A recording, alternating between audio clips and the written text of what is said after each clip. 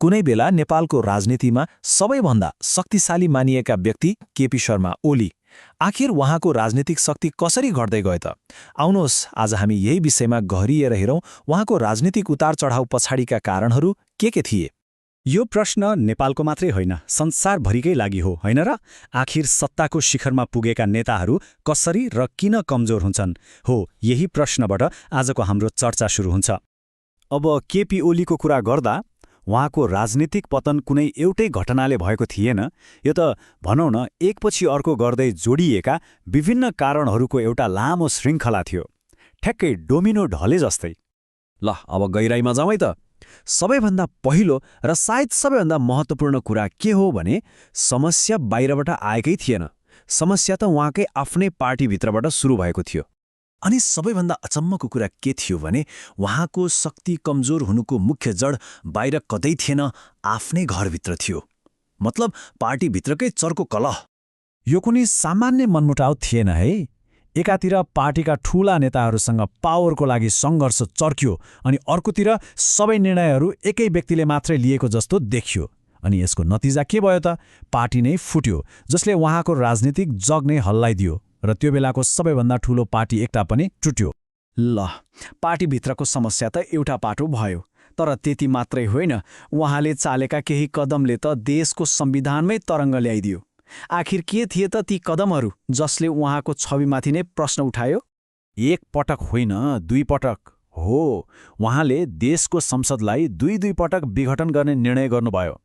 यो यस्तो कदम थियो जुन पहिले कहिल्यै भएको थिएन र यसले देशको राजनीतिमा ठूलै भुइँचालो ल्यायो।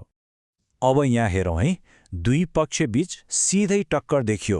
एकातिर केपी ओलीको तर्क थियो कि देशलाई नयाँ चुनाव र नयाँ जनादेश चाहिएको छ, तर अर्कोतिर देशको सबैभन्दा ठूलो अदालत सर्वोच्च अदालतले भन्यो यो कदम असंवैधानिक हो।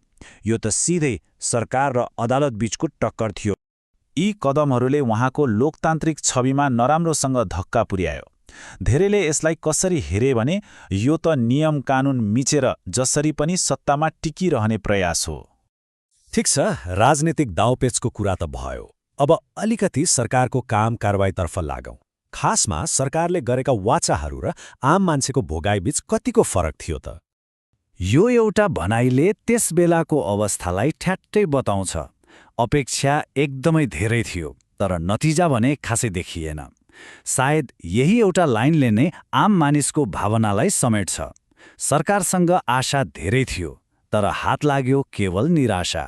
हेर्नुस् न, वाचाहरू र वास्तविकताबीच कत्रो खाडल थियो।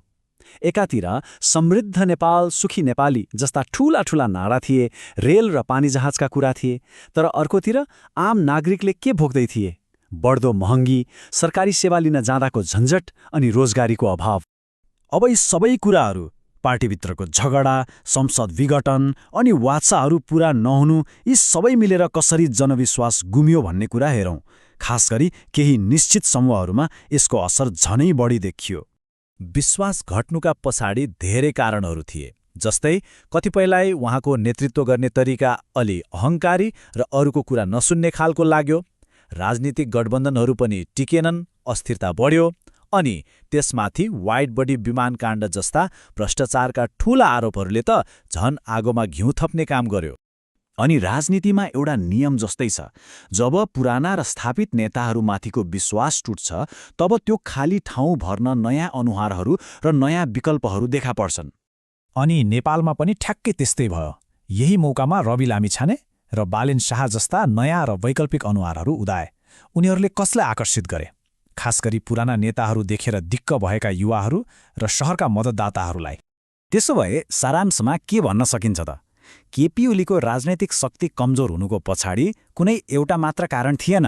यो त पार्टीभित्रको झगडा, संविधानसँग जोडिएका विवादास्पद कदमहरू, सरकारको कमजोर प्रदर्शन र घट्दै गएको जनविश्वास, यी सबै कुराको एकमुष्ट परिणाम थियो। र अन्त्यमा एउटा सोच्न लगाउने प्रश्न छोडेर जाउँ। मतदाताहरूले यसरी नयाँ अनुहार खोज्नु भनेको के हो? कि यो केवल एकजना नेताको उतार चढाव मात्रै हो? कि यसले नेपालको परम्परागत राजनीतिको भविष्यमाथि नै एउटा ठूलो प्रश्न उठाएको छ?